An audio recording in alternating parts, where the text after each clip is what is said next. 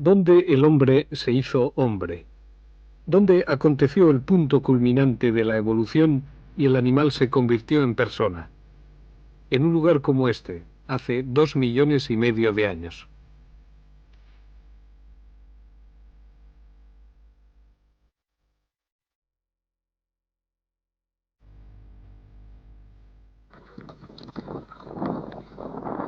Kenia, orillas del lago Turkana.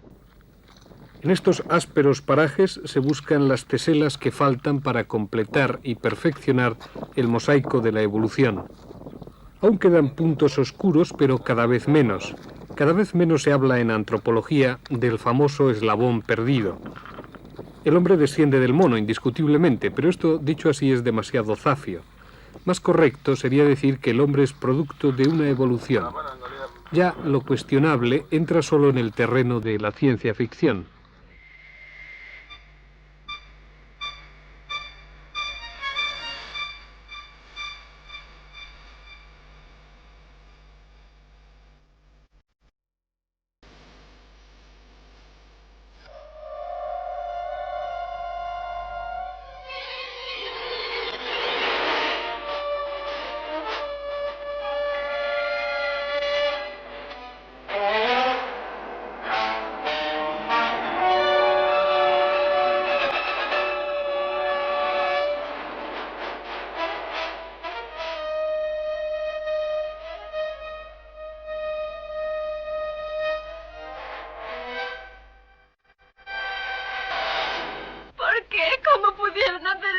Porque los humanos son animales. Por eso, Zora. Porque son animales y obran como animales. Los odio. Los odio. Qué chasco si a este paso el hombre llevado por sus bombas de neutrones y sus misiles se destruyera, se degradara, se semi-extinguiera. Quizá los simios entonces fuesen más racionales e inteligentes que la propia especie humana. Ha llegado el momento de que unamos nuestras fuerzas y acabemos con los humanos. Sí, el hombre actual es el producto de una larguísima serie de evoluciones contrastantes. Ciertas especies de prehombres se extinguieron. Otra línea, en cambio, fue adaptándose, fue luchando mejor por la supervivencia y tuvo éxito y desembocó en ese recentísimo Homo sapiens de hace 100.000 años, cuyo aspecto, si le pusiéramos corbata y chaqueta, no chocaría en nuestras calles. La antropología más moderna ha hecho el árbol genealógico del hombre. De un mono antiquísimo, el Dryopithecus, salieron 3 ramas hace unos 14 millones de años. Una rama dio los Gigantopithecus, enormes simios hoy extinguidos. Otra rama desembocó en los monos actuales, gorilas y chimpancés, los cuales también han ido evolucionando a lo largo de los milenios, pero sin llegar a un proceso cabal de racionalidad. La rama del hombre nace, en cambio, de un Ramapithecus, considerado un mero mono por la mayoría de los antropólogos. Pero el Ramapithecus se escindió a su vez en 3 ramas. Una, la de los Australopithecus robustos, otra, la rama de los Australopithecus africanus. Ambos tenían ya algunas características humanas hace más de 3 millones de años, pero no desembocaron en hombres. La rama que tuvo éxito fue la del Homo habilis, de unos 2,5 millones de años. Este fue nuestro más probable y fidedigno antepasado, y será el protagonista de nuestro reportaje. Luego evolucionó en Homo erectus y finalmente en Homo sapiens. El señor Leakey nos recibe en su despacho en Nairobi, en el Museo Nacional, y la primera pregunta que le quiero hacer es la edad del hombre. ¿Hasta qué fecha, hasta qué año se puede retroceder? Well, I think the first form of intelligent man. La primera forma de hombre inteligente, el primer hombre que tuvo un cerebro grande, cultura, que probablemente tuvo lenguaje y la mayoría de los criterios que asociamos con el hombre moderno, procede del lago Turkana y vivió hace alrededor de 2,5 millones de años. Antes de este hay otros hallazgos en Etiopía, por varias expediciones, que podrían remontar esa fecha más lejos aún. Pero no creo que hubiera un hombre inteligente hace más de 3 millones de años. Por el momento, el más antiguo que tenemos, que sea ciertamente hombre, es de hace 2 millones y medio.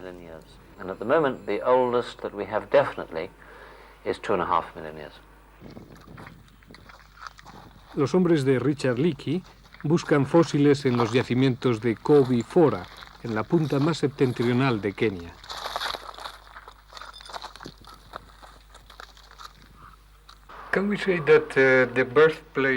Podemos decir que la cuna de la humanidad es África, más precisamente el lago Turkana.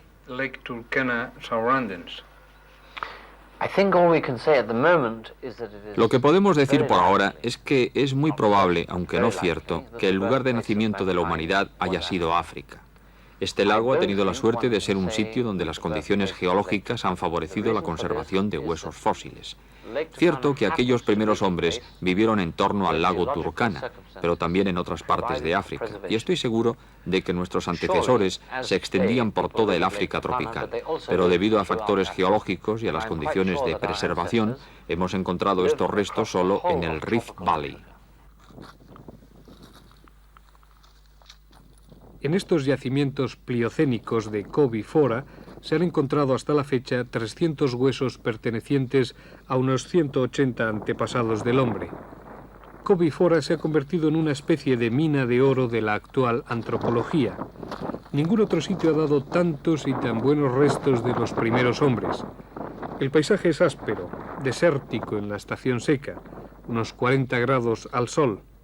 No encaja Kobe Fora con la idea romántica de los jardines del Edén.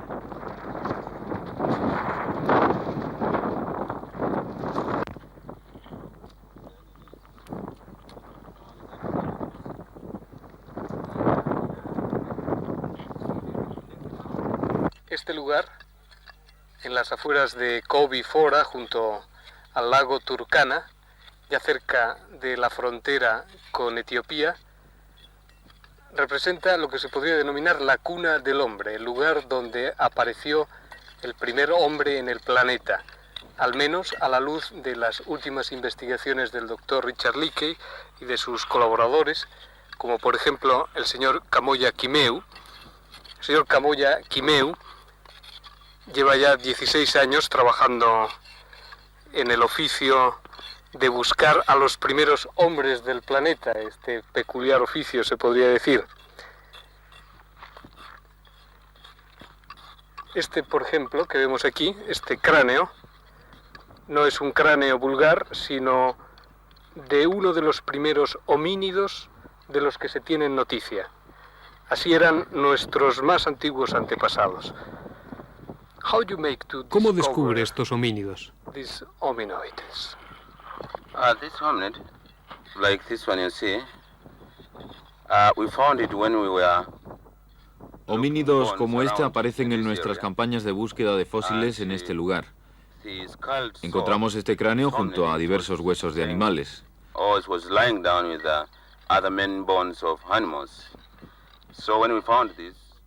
Podemos identificarlo como homínido observando estas zonas de aquí, la cara por ejemplo, y se ve enseguida que el cerebro de este homínido era mayor que el de los monos.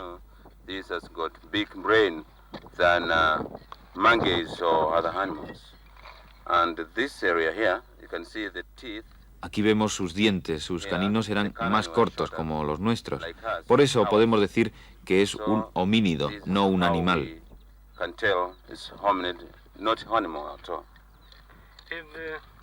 What about the tools that he was employing? ¿Qué puede decirnos sobre las herramientas que usaban estos homínidos?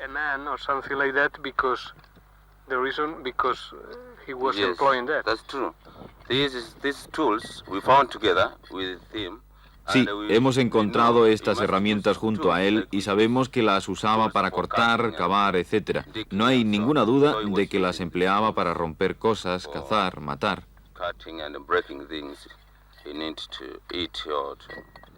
Por favor, ¿nos puede enseñar también aquellos otros huesos de animales? Please, can you So as also there the other bones. Yes.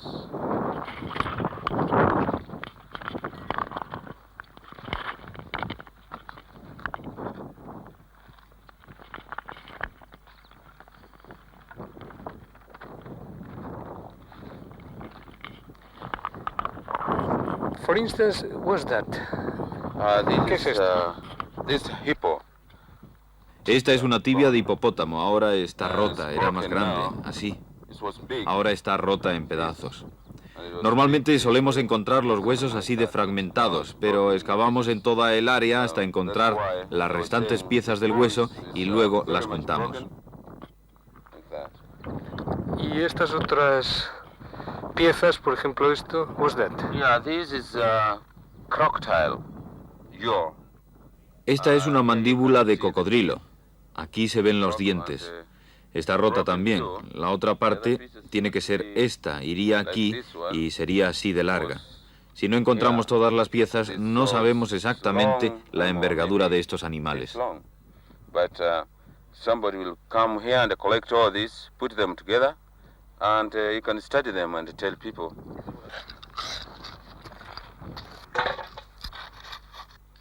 El grupo de trabajo paleontológico de Quimeu es quizá el más eficiente del mundo en su tipo. Son muchos años ya diferenciando vulgares piedrecillas de fragmentos de homínidos, tarea no fácil a simple vista.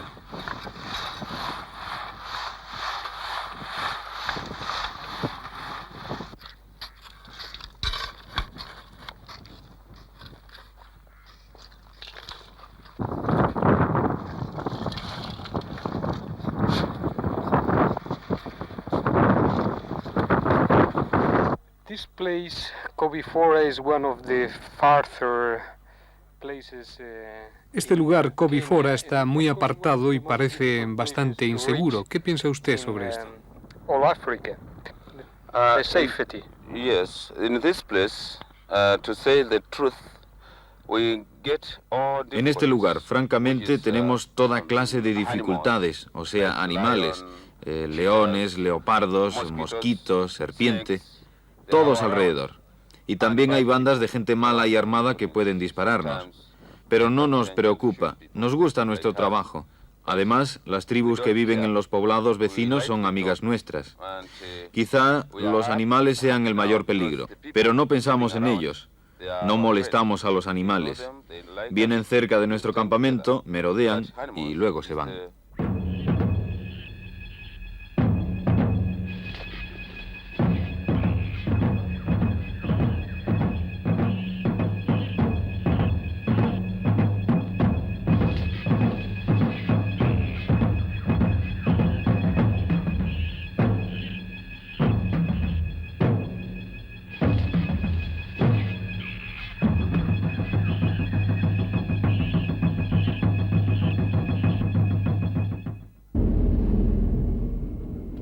No es fácil llegar a la cuna del hombre.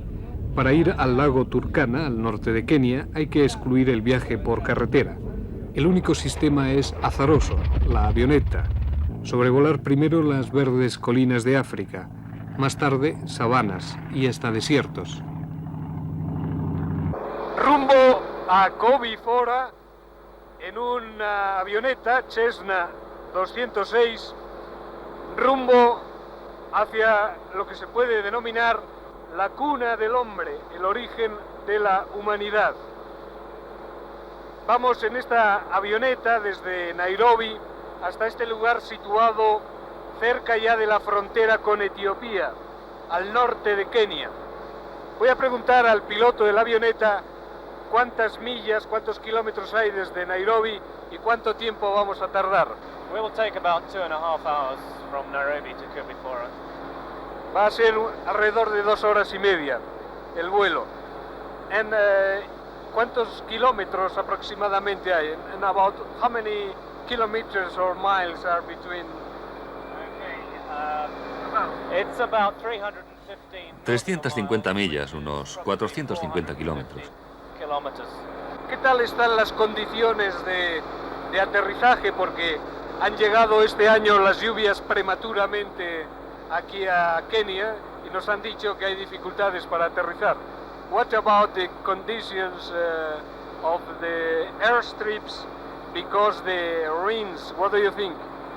Well, we may have some problems at Cubifora. It's been raining. Quizá tengamos problemas para aterrizar en Cubifora. Ayer llovió mucho en la zona, pero solo cabe esperar y ver. En todo caso, hay otra pista cerca de Cubifora, si allí no podemos. Hay que llevar provisiones al campamento de Cubifora, donde el antropólogo Richard Leakey ha montado su cuartel general. Cubifora está cortado de la civilización. El único contacto estriba prácticamente en la radio y en el aterrizaje de avionetas, pero cuando se puede.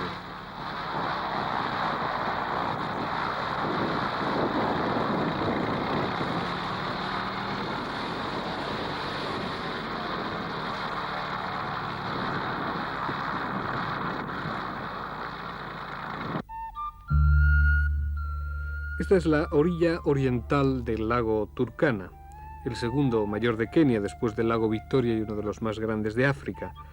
Una zona poquísimo poblada, intacta de turismo, dadas las dificultades de acceso. Abundan los mosquitos portadores de malaria y no es infrecuente encontrar escorpiones en los bungalows. Como se ve, la antropología, la búsqueda de los primeros hombres, se desarrolla en parajes arduos, no solo en bibliotecas polvorientas. Y desde luego un buen antropólogo no puede ser de mesa, sino de campo. Para ser potable al agua, primero se hierve y después, para refrescarla, se cuelga en sacos. Desde este campamento parten los hombres de Leakey en búsqueda de fragmentos de homínidos, de las piezas que se necesitan para completar ese apasionante rompecabezas que es el origen del hombre.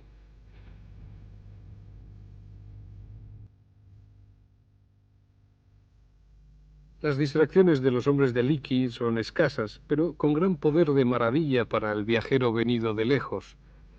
Este lago Turkana está infestado de cocodrilos.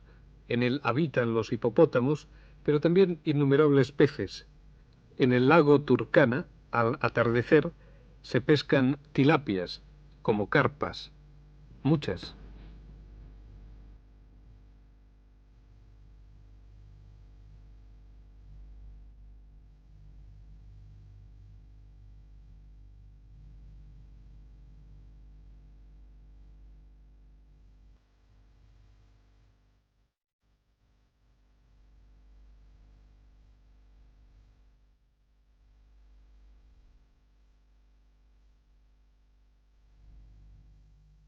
En esto sí que tiene el lago Turkana algún parecido con el paraíso perdido.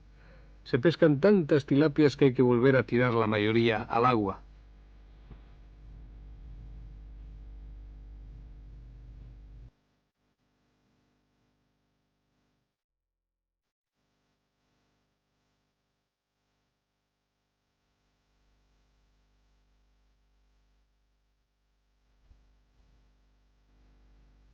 As far as you have worked on Lake Turkana and all your discoveries, a la luz de sus investigaciones, ¿se puede decir que fue negro el primer hombre del planeta? How do you reconstruct? Well, I think we have to remember that color of the skin cannot be determined on the basis of bone. Tengamos presente que el color de la piel no puede determinarse en base a los hallazgos de huesos. El color de la piel no es más que una consecuencia del ambiente en que vivían estas criaturas. Según la biología moderna, el color de la piel es un pigmento que está en parte controlado por condiciones climáticas. En regiones donde la insolación es muy intensa, la piel del hombre necesita más pigmento para proteger el cuerpo, y esta es la razón de que en las regiones tórridas la gente sea más oscura y en las regiones frías tenga un color más claro. Podemos, pues, estar seguros de que si nuestros antepasados, como en 1470, tenían la piel de algún color, este sería muy probablemente oscuro. Podríamos decir muy oscuro, como los africanos de hoy.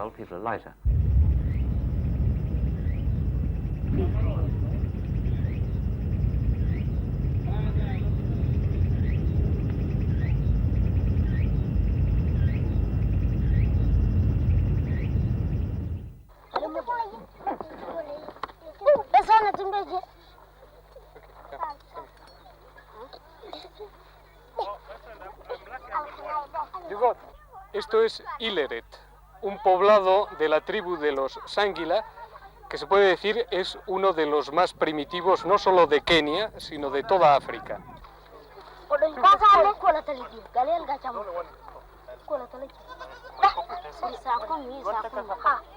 Los Sanguilas usan calabazas como recipientes para la leche y el agua, y algunas, como esta, transportan el hacha en la cabeza. Ileret es ya el último pueblo kenyata antes de la frontera con Etiopía. Pero esta no es una frontera nada precisa. A menudo bandas etíopes y bandas de siftas somalíes, fuera de todo control gubernativo, hacen correrías y racias a daño de los pastores kenyatas. Vienen de lejos, del desierto del norte, disparan, roban ganado y se vuelven a marchar a pie o a caballo.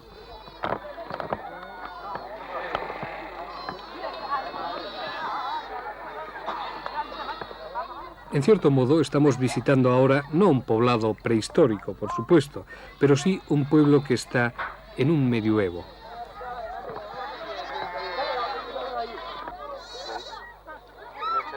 Al atardecer, las mujeres ordeñan las cabras, la principal riqueza de estos sanguilas trashumantes por toda la zona donde hace 2,5 millones de años vivieron los primeros hombres del planeta.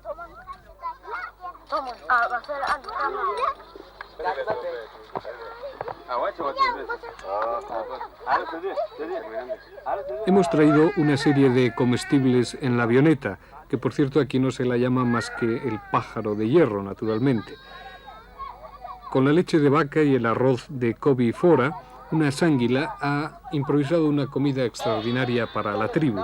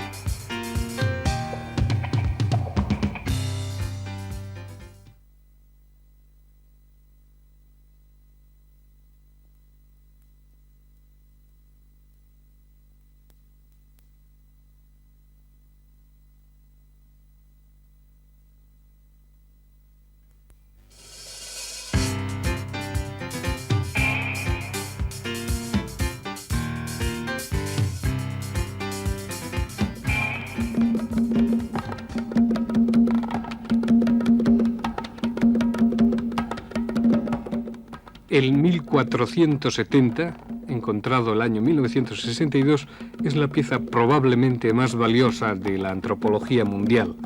Un cráneo de Homo habilis con 800 centímetros cúbicos, algo más de la mitad del cerebro del hombre actual.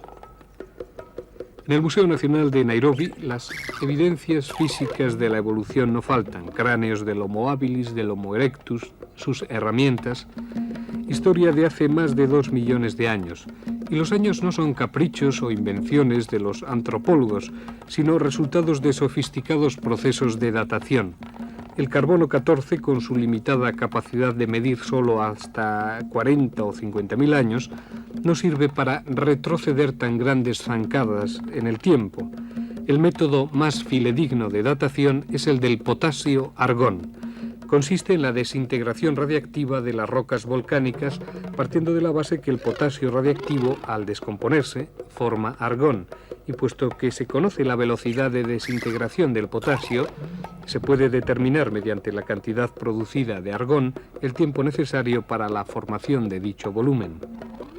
Así llegamos con facilidad a eras fabulosas de hace millones de años, cuando vivían prehombres y también animales hoy extinguidos.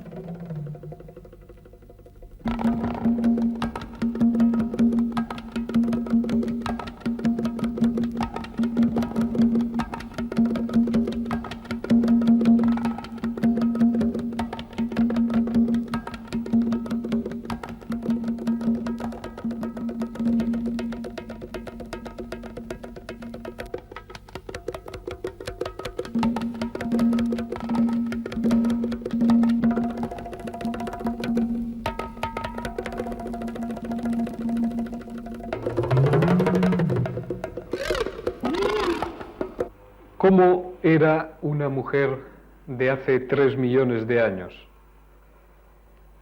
Aquí está Lucy.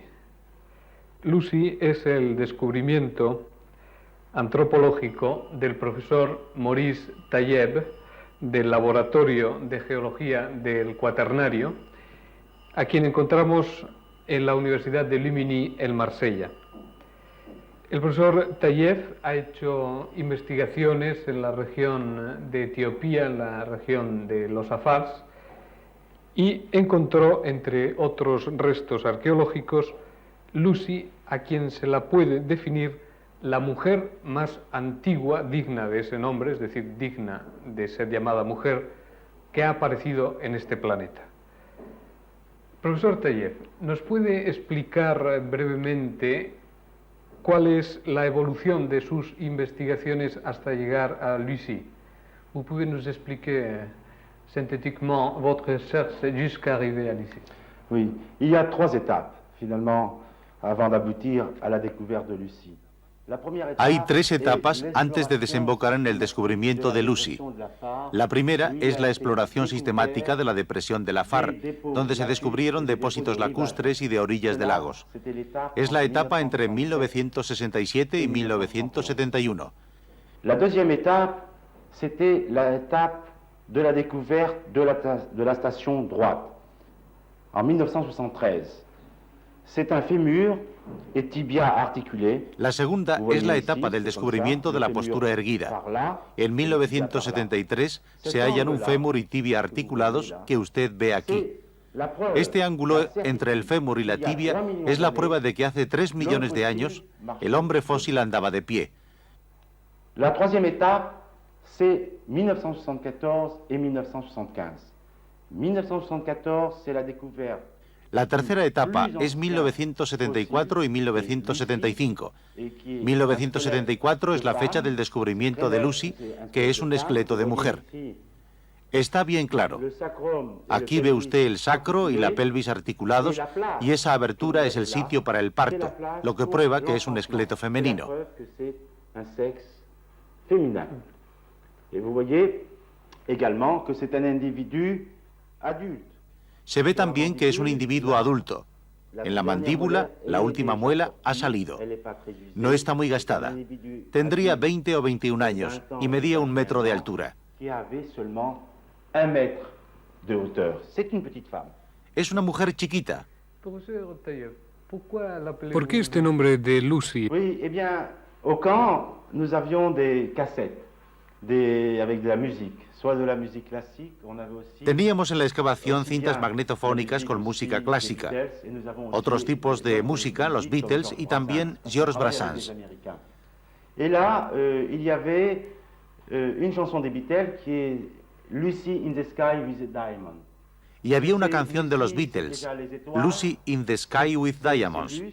Esta Lucy, en el cielo con diamante, era un nombre que venía bien, y también porque los antropólogos tenían miedo de decir, miren, tenemos aquí una mujer fósil y es nuestro origen.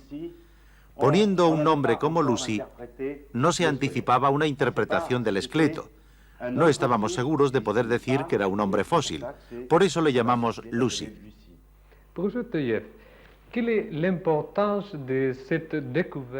¿Cuál es la importancia de este descubrimiento en el contexto de la más moderna antropología? La importancia es que es la primera vez que encontramos en conexión anatómica un esqueleto completo. Lo importante es que por primera vez se encuentra en conexión anatómica un esqueleto completo. Está completo en un 40%.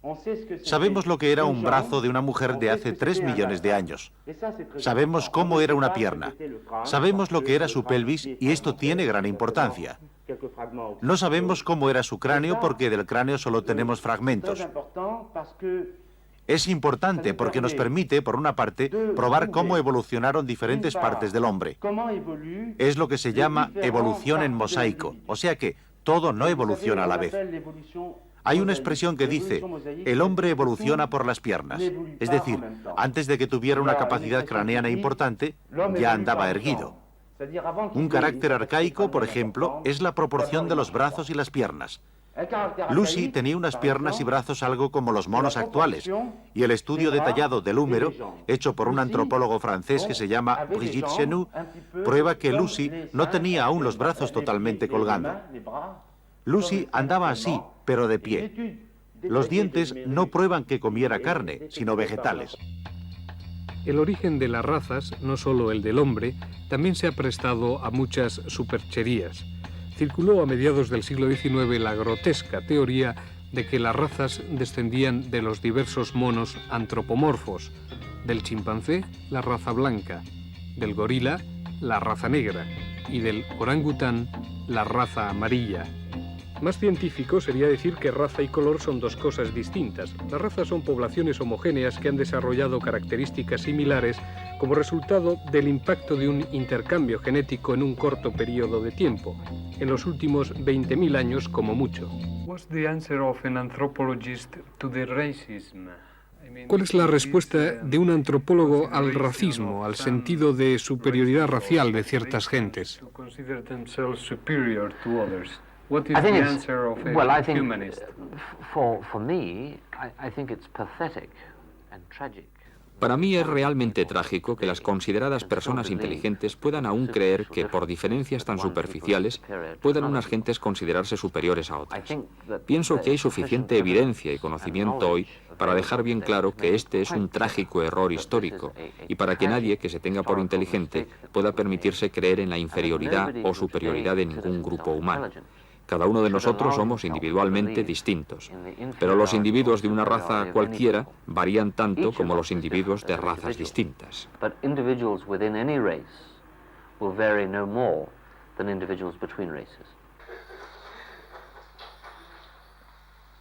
De Kenia se pueden traer extraños souvenirs, las reproducciones de yeso que fabrican en el laboratorio del Museo Nacional, por ejemplo. Copias también destinadas a otros museos del mundo.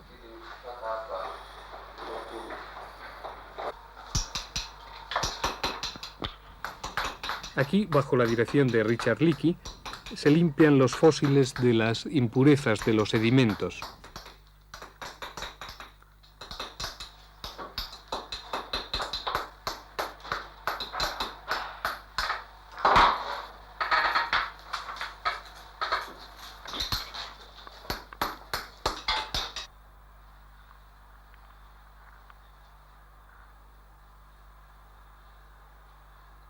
En un departamento especial de reconstrucciones vemos a un especialista que está terminando uno de estos antepasados del hombre.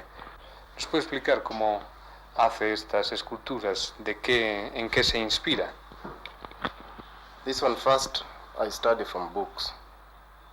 Primero me inspiro en libros y luego hago estas esculturas pequeñas. Y de estas pequeñas, antes de hacer la escultura grande, Richard Leakey me dice si los ángulos y en general todo es correcto. So that comes from this, no? Oh, it came from this one. ¿Y eso qué es? What's that?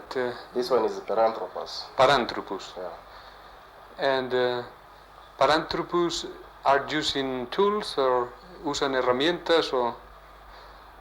Paranthropus, well, they don't use tools. El parántropo no usaba herramientas, simplemente cogía piedras. These ones are Australopithecus. El hombre esculpe al antiguo hombre, aquel hombre pariente cercanísimo de los monos. Pero entonces, ¿y el Génesis bíblico que dice que Dios hizo al hombre de barro al sexto día? Este concepto arraigó tanto que se pensó en un principio que iba a ser un impedimento para la ciencia. John Lightfoot, profesor en el Colegio de Santa Catalina de Cambridge, estableció incluso que la creación del hombre fue a las 9 de la mañana del 23 de octubre del año 4004 antes de Jesucristo. Pero, ¿cuál es la última palabra sobre el tema?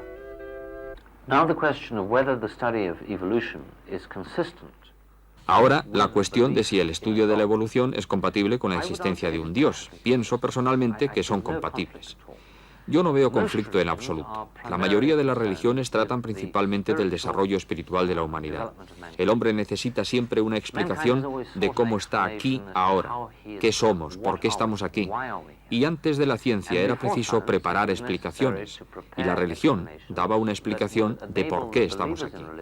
La ciencia está ofreciendo una respuesta, esto es un hecho, y así la religión tiene un fundamento más sólido de lo que tenía antes.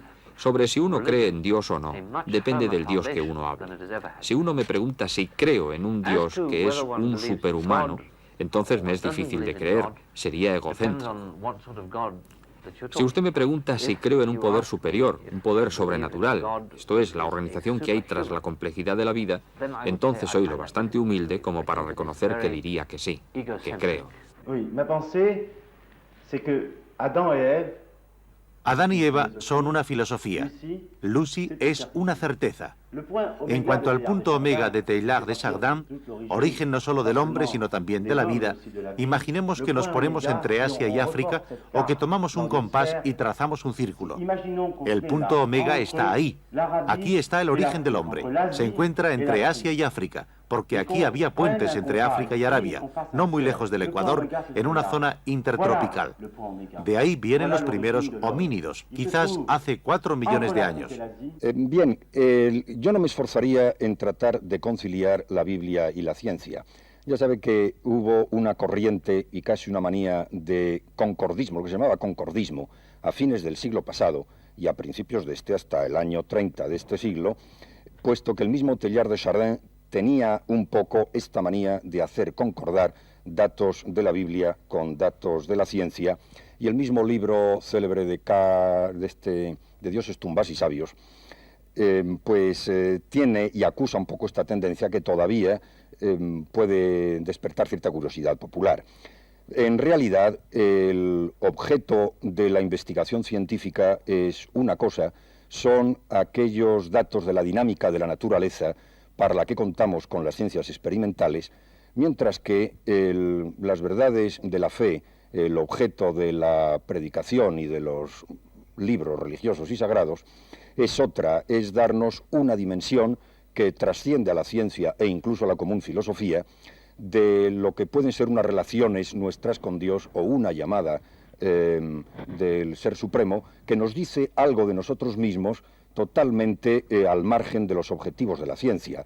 Y es esto si somos indignos de Él, si somos pecadores, si somos objetos de su perdón y de su misericordia, si nos llama a una redención, que es una dimensión o un terreno que podemos llamar de misterio, puesto que no releva, no es cuestión que se pueda plantear ni las ciencias ni las filosofías.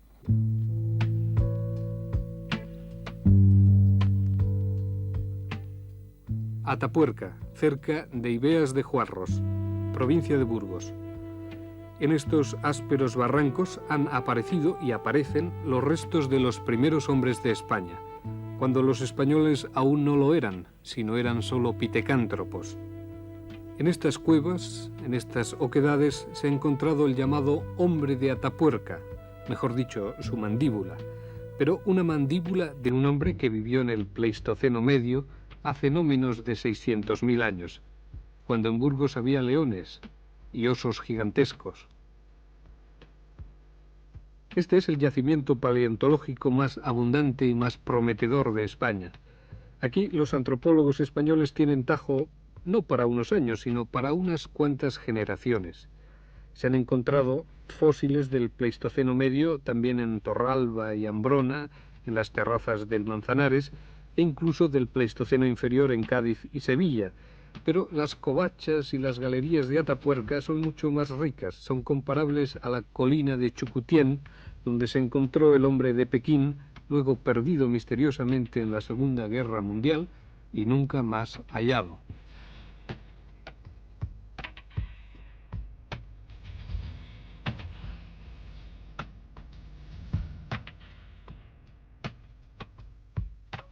El ingeniero y paleontólogo Trinidad de Torres fue quien descubrió físicamente los restos del hombre de Atapuerca, precisamente aquí, en la Cueva Mayor. ¿Cómo fue? Bueno, en agosto de 1976 dirigí una campaña de excavaciones en la Sierra de Atapuerca. A primera vista, los huesos eran de oso, Había miles de huesos totalmente desfragmentados por excavadores clandestinos que venían aquí los fines de semana, sobre todo en búsqueda de colmillos de oso, que son muy llamativos, y decidimos no emprender una excavación seria, puesto que estaba todo destruido y con colillas, zapatillas, mucha basura totalmente moderna. ¿Cuál fue nuestra sorpresa cuando al tercer día de excavación apareció una muela humana? La verdad es que yo la vi en el momento de aparecer y pensé que era moderna, contemporánea, con esta población de la Edad del Bronce que se instaló en el vestíbulo de la cueva. Lo que ocurrió fue que 5 o 6 días más tarde, concretamente el 13 de agosto, pues encontramos una mandíbula humana con una factura totalmente arcaica. ¿Qué importancia tiene el hombre de Burgos en los estudios paleontológicos españoles y cómo se puede inscribir también en los estudios internacionales sobre el tema? ¿Qué importancia tiene, en resumidas cuentas, el hombre de Burgos? El hombre fósil de Atapuerca, con los varios individuos que están representados en el primer lote de huesos que se encontró en verano del 76, es una de las poblaciones o de los lotes de fósiles humanos más ricos por su cantidad en toda Europa, podemos decir. Pertenece al grupo de los llamados anteneandertalenses, unos representantes de poblaciones del Pleistoceno medio de Europa occidental. La única población que se le puede comparar en riqueza es la de la Conde de Lagagó en Totabel, cerca de Perpiñán, y precisamente las mandíbulas que se conservan de Perpiñán y de Atapuerca son enormemente parecidas, de manera que casi podrían ser representantes de una misma población con no muchos años de diferencia. Hay una cosa que querría hacer subrayar y que es lo que le da su importancia en el contexto mundial de estudios sobre la evolución del hombre. Es que en África tenemos una cantidad enorme de datos de fósiles humanos que nos permiten seguir la historia de la humanidad entre hace 3 millones y 1 millón de años. Ya hay muy pocos más modernos que el millón de años y más modernos que 700.000 en la misma África oriental. En Europa también, así como en otros continentes, hay una gran abundancia de fósiles humanos de la raza de Neandertal y otras semejantes ya muy próximas a las razas humanas actuales, que se encuentran y se conocen por centenares, pero que datan de hace menos de 100.000 años. De manera que entre 700.000 y 100.000 años es donde faltaban datos y es donde se inscriben precisamente los fósiles de Atapuerca, del Aragó y otros pocos más repartidos por Europa y unas pocas mandíbulas también africanas.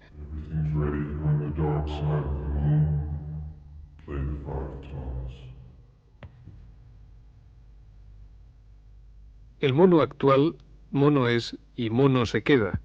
No se producen evoluciones en el espacio de una mañana, sino en el espacio de millones de años. Se quedan los monos actuales para atestiguar al hombre un cierto e insidioso parentesco. Y un gran desafío es establecer, vamos a llamarle un encuentro en la tercera fase con los monos, no solo con los extraterrestres. Una profesora americana, Francine Patterson, ya ha enseñado a un chimpancé 200 palabras y a ligarlas entre sí en frases.